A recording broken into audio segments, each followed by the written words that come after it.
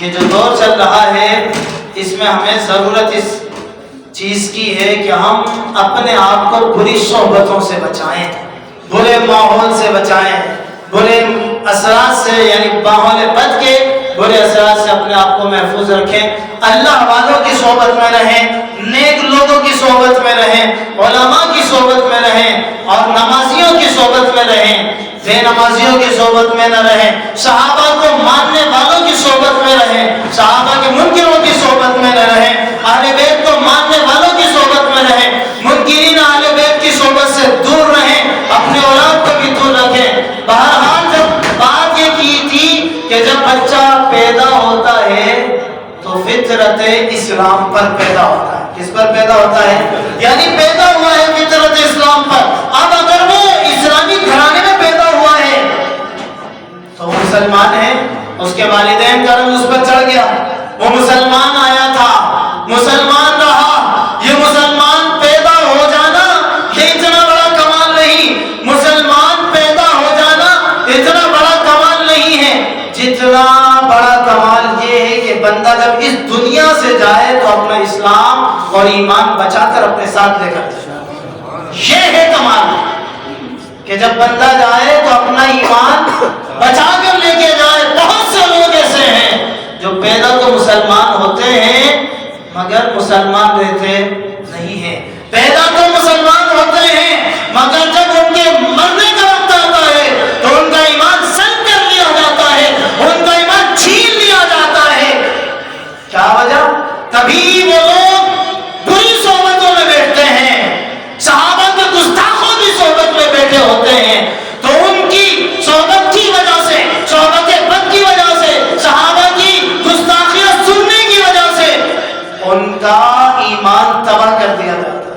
اہل بیت کی گستاخیاں کرنے کی وجہ سے ان کا ایمان تباہ کر دیا جاتا ہے، اللہ والوں کی گستاخیاں کرنے کی وجہ سے ان کا ایمان چھین لیا جاتا ہے۔ پیدا تو مسلمان ہوا تھا مگر جب اس دنیا سے جا رہا ہے تو وہ مسلمان نہیں ہے۔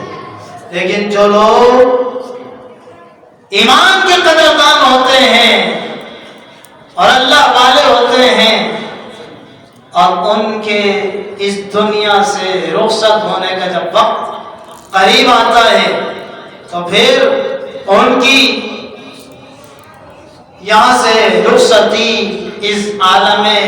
فانی سے واپسی بھی قابل دید ہوتی ہے۔ لوگ دیکھتے رہ جاتے ہیں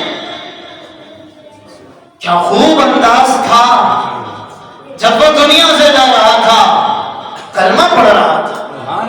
لوگوں کے درمیان مشہور ہو جاتا ہے کہ یہ وہ بندہ ہے کہ جاتے ہوئے اس کے یہ کلمہ پڑھتا ہوا دنیا سے گیا ہے۔ کوئی جا رہا ہوتا ہے تو کوئی درود پاک کا ذکر پھر کرتا ہوا دنیا سے جا رہا ہوتا ہے، کوئی ذکر کرتا ہوا دنیا سے جا رہا ہوتا ہے، کوئی نعتیں پڑھتا ہوا دنیا سے جا رہا ہوتا ہے، کوئی نیک وصیتیں کرتا ہوا دنیا سے جا رہا ہوتا ہے۔ حضرت امام مالک رحمت اللہ تعالی علیہ، کون ان کے نام سے واقف نہیں؟ چار جو مسالک ہیں، چار مذاہب، ان کے ایک امام ہیں، جیسے ہمارے پیشوا ہیں امام اعظم ابو حنیفہ، دوسرا مذہب شافعی، ان کے محمد بن ادریس الشافعی، تیسرا ہے مالکی حنبلی، ان کے ہیں امام احمد بن حنبل، چوتھا ہے مالکی امام مالک بن انس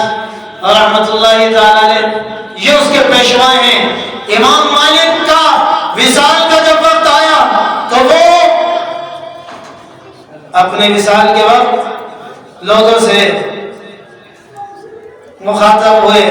اور ان سے اچھی باتیں کرنے لگے اور کہنے لگے کہ میرا ایک مسئلہ کسی کو سکھا دینا اور جس سے اس کی اصلاح ہو جائے، اور کسی سے ایک مسئلہ مجھے میرا سیکھ لینا۔ مجھے 100 رکعتیں پڑھنے، 100 حج کرنے اور 100 جہادوں میں شرکت کرنے سے زیادہ پسند ہے۔ لوگوں نے اپنی زندگی دین کے لیے وقف کی ہوئی